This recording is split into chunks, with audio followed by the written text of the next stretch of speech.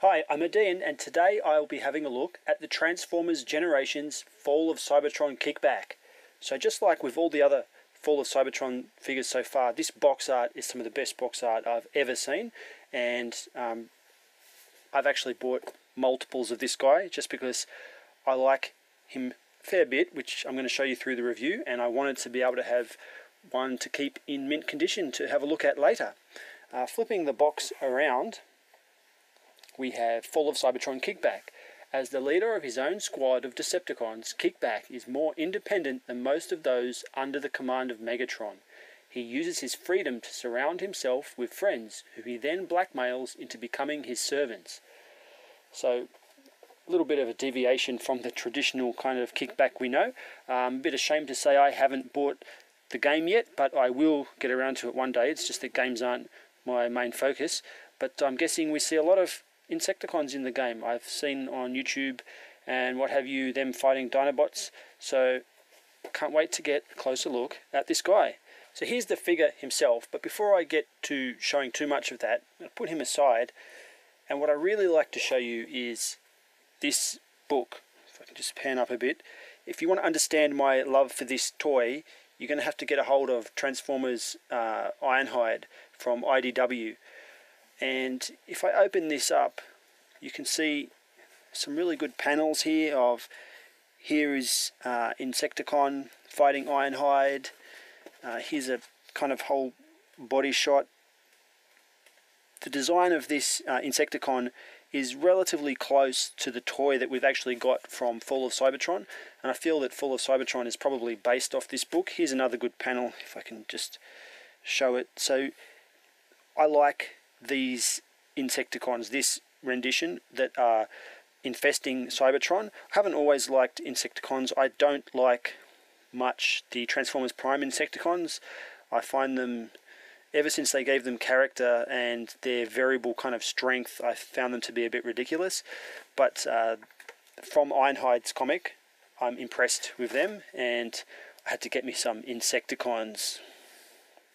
The strongest mode for this guy is clearly robot mode, and in robot mode he's got pretty good articulation, everything that you could ask for really. His head can go side, it's on a ball, can go in almost every direction, although it is a little bit limited because it sort of bangs into something at the back, so you can't get any really upwards looks, but other than that, pretty good. The shoulders are on a double hinge, so you got shrugging, and at the end of that it's also on a ball, so a full range at the shoulder, as well as being able to pose the guard up or down as you see fit. The chest, these are kind of part of transformation, kind of just a design choice, and you can leave them however you like.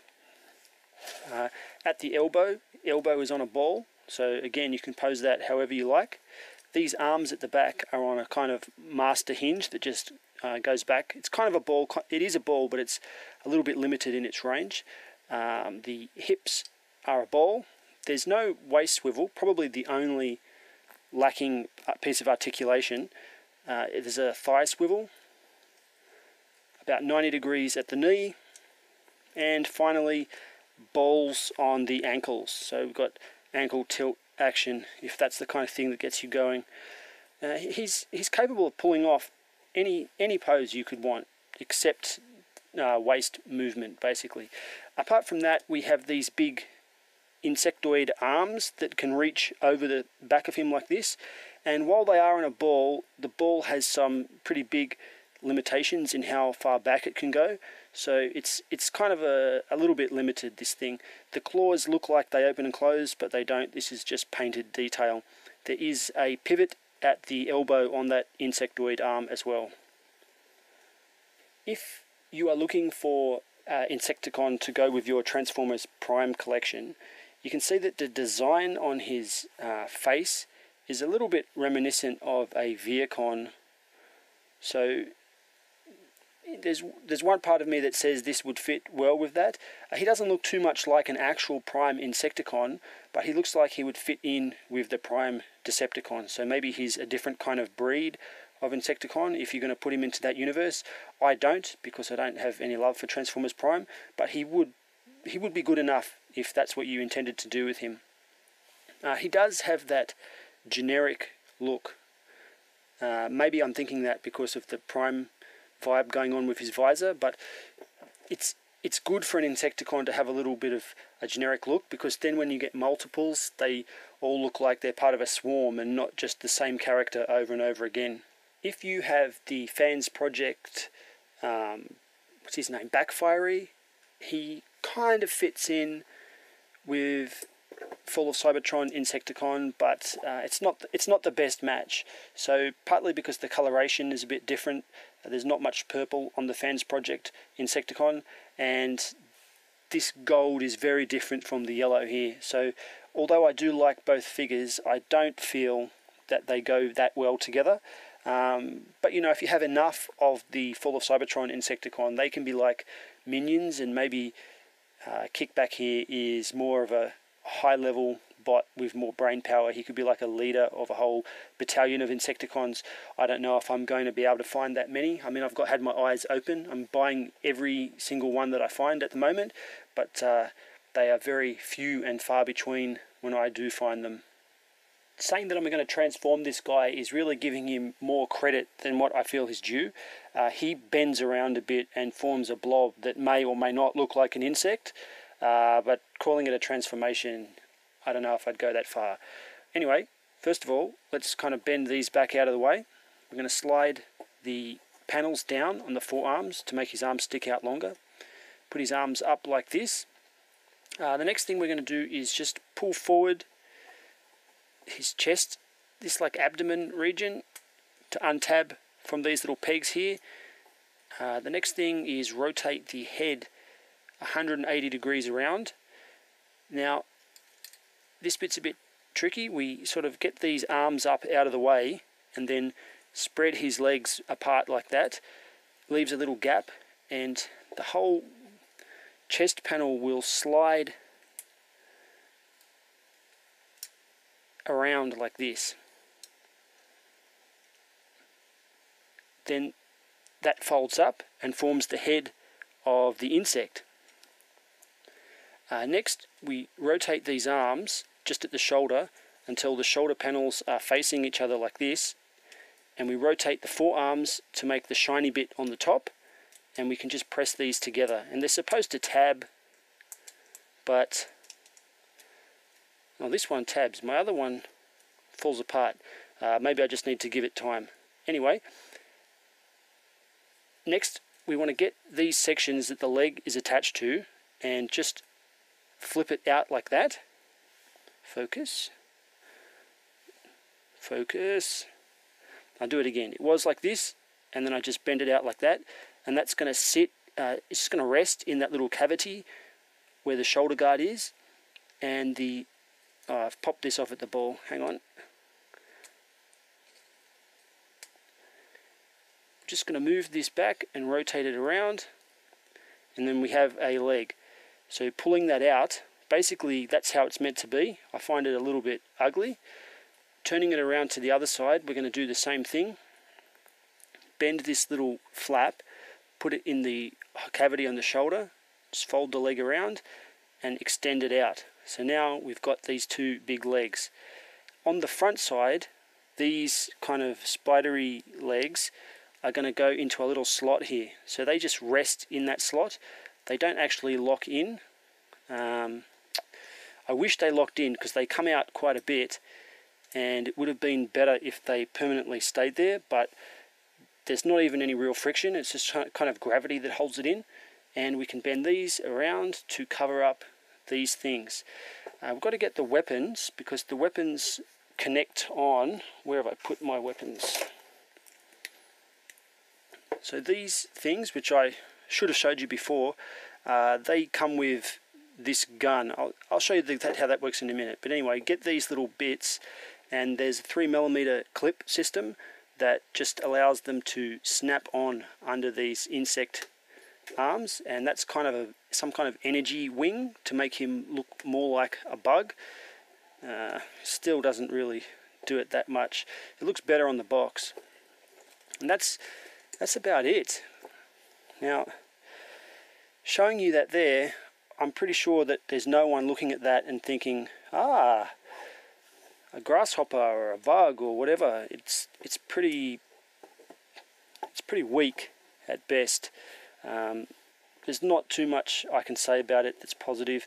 One that I play with more is this. This is kind of the way that I like to pose him. I sort of bend him so he's standing on his knees, and I know that doesn't really look like a bug either, but from certain angles, like particularly from above, I find that it can be more attractive on display if you can get those huge legs out of the way and not extended all the way back.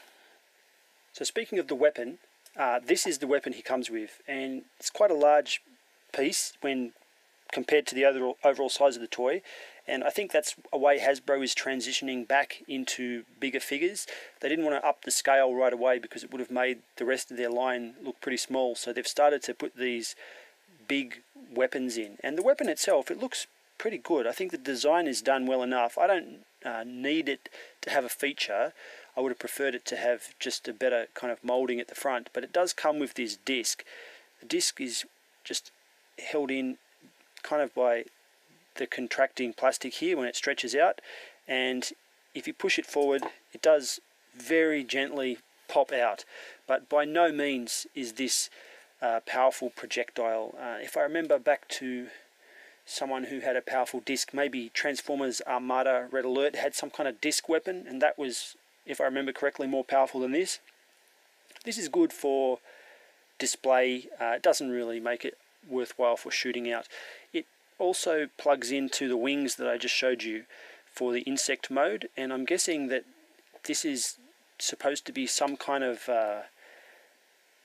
bow, maybe energon bow. I'm not too sure. I don't like the wings there. I think that these are better off just left on the toy, and there's no reason why you can't connect them in robot mode, but they do limit the posability of that arm. So if you want to have them on, you might want to fold them back as some kind of permanent wing, or you could just not have them on at all, I guess. Let's do a bit of a size comparison. The first size comparison I'll do is Arachnid. So you may have cause to display the Insecticons with Arachnid, and you know, Arachnid is a pretty crappy toy, but given that I only paid $15 for it, which is half price over here in Australia, I got her just to, you know, she's a fembot, what can I say? I got to have fembots. And Kickback is not bad scaled next to her. I think he fits in just fine with Arachnid. Next, I've got his wave buddy, Starscream. So again, Kickback, or just generic Insecticon if you like, looks pretty good. If anything, I think Starscream is the one who should be a little bit bigger. The Kickback figure himself is a good size, I think, and Starscream would have been better up here. But anyway, not too bad. And most importantly, as I mentioned earlier, Ironhide. Here we have Perfect Effects Weapons Specialist. So, one-on-one, the scale might be a bit out, but I'm betting that once I've got maybe 10 of these guys and I can swarm him, it's going to look really awesome. So I think that the scale is not too bad, as long as you've got quantity. Die!